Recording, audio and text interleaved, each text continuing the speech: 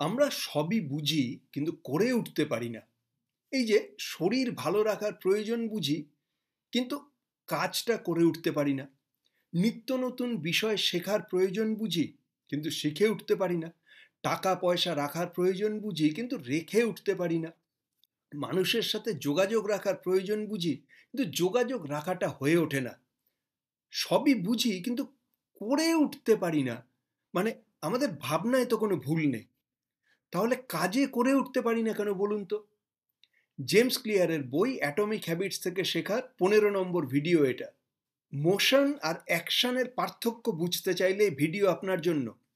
কোনো কাজ কত দিন করবেন নাকি কতবার করবেন সেটা জানতে চাইলে এই ভিডিও শেষ পর্যন্ত সঙ্গে থাকুন। ইউনিভার্সিটি অফ ফ্লোরিডায় জেরি উলসম্যান নামের এক ফটোগ্রাফির প্রফেসর তার ক্লাসের ছাত্রদের দুটো ভাগে ভাগ করেছিলেন। তিনি বলেছিলেন, এই যে বাঁ দিকের তোমরা হলে কোয়ান্টিটি গ্রুপ, মানে তোমাদেরকে অনেকগুলো করে ফটো তুলে যেতে হবে। যে 100টা ফটো তুলতে পারবে সে এ গ্রেড পাবে, 90টা ফটো তুললে বি গ্রেড, 80টা ফটো তুললে সি গ্রেড, এইরকম আর কি। আর ওই যে ডান দিকের যারা, তারা হলে কোয়ালিটি গ্রুপের সদস্য। তোমাদের গোটা সেমিস্টার জুড়ে একটা ভালো পারফেক্ট ছবি তুলতে হবে এবং যার ছবিটা পারফেকশনের কাছাকাছি যাবে সে এ গ্রেড পাবে। এইভাবে করে তাদের বিচার করা হবে।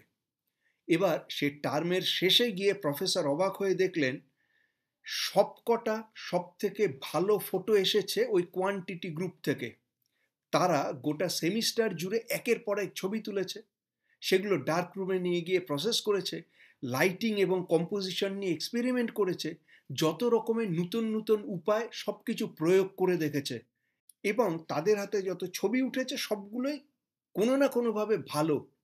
অন্যদিকে এই যে কোয়ালিটি গ্রুপ, যারা প্রচুর আলাপ আলোচনা করেছে, প্রচুর তর্ক বিতর্ক করেছে, প্রচুর থিওরি নিয়ে ভেবেছে, কিন্তু শেষমেশ গিয়ে একটা করে অ্যাভারেজ সাধারণ মানের ছবি তুলেছে। একটা কথা আছে, best is the enemy of good.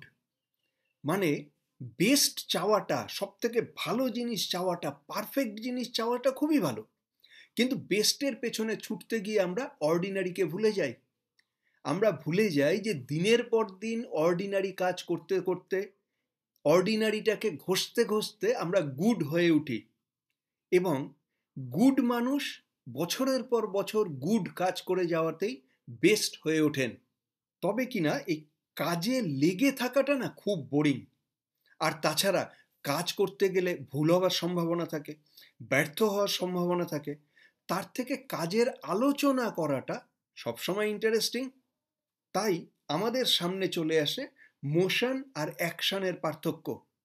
Motion আর অ্যাকশনের পার্থক্যের পরেই চলে আসে পরের প্রশ্ন, কোনো কাজ ভালো করে করতে গেলে কত দিন ধরে করতে হবে।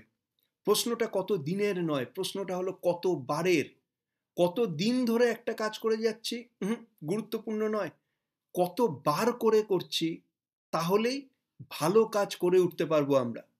মোশন নাকি অ্যাকশন, কত দিন নাকি কতবার, তার বিস্তারিত আলোচনায় যাওয়ার আগে জানিয়ে রাখি, আমার নাম প্রবীর চ্যাটার্জি, আমি মিডলাইফ ট্রান্সফরমেশন কোচ।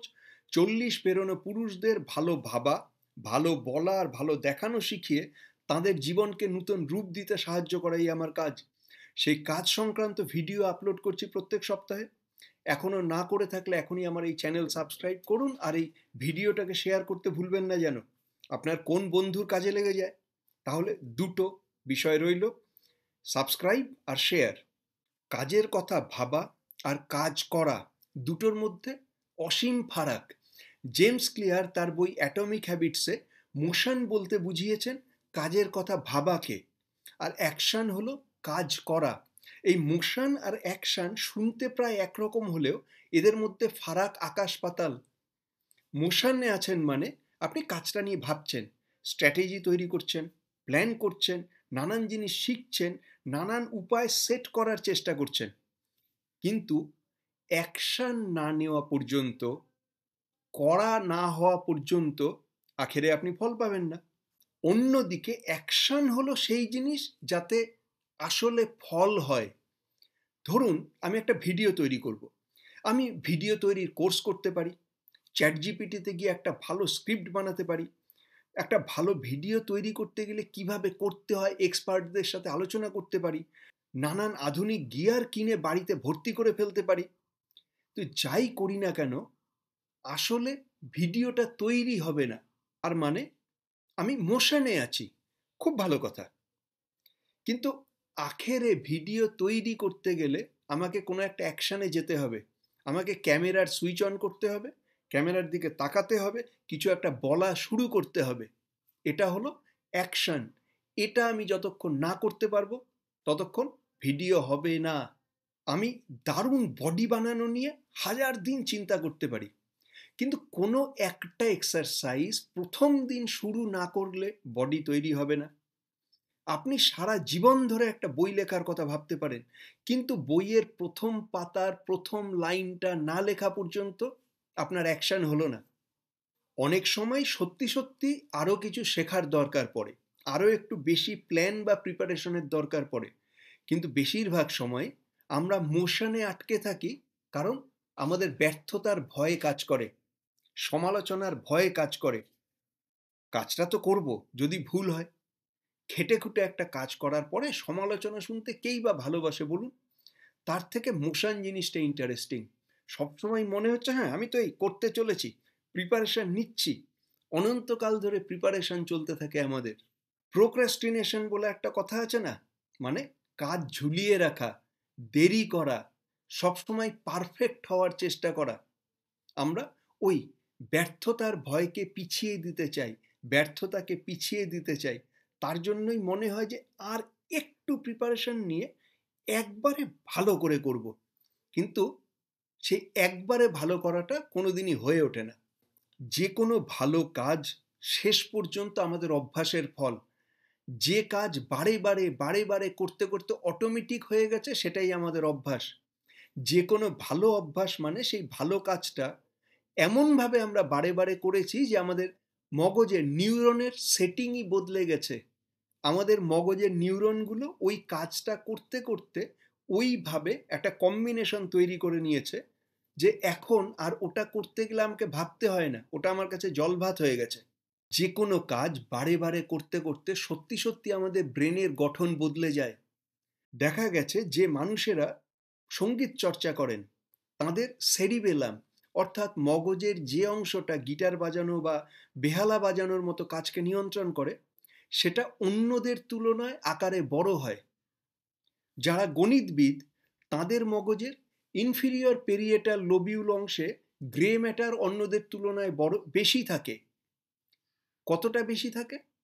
সে গণিতবিদ যত বেশি দিন ধরে গণিতের চর্চা করছেন, যত বয়স্ক, যত অভিজ্ঞ, যত ইন্টেন্সলি করে আসছেন, তার মগজের সেই জায়গায় গ্রে ম্যাটারের পরিমাণ তত বেশি।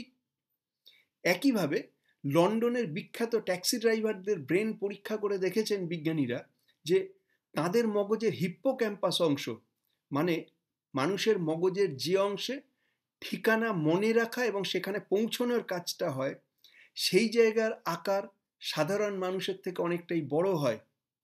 আবার যখন সেই ট্যাক্সি চালকরা কাজ ছেড়ে দেন, তাদের হিপ্পোক্যাম্পাস আবার আকারে ছোট হয়ে আসতে থাকে।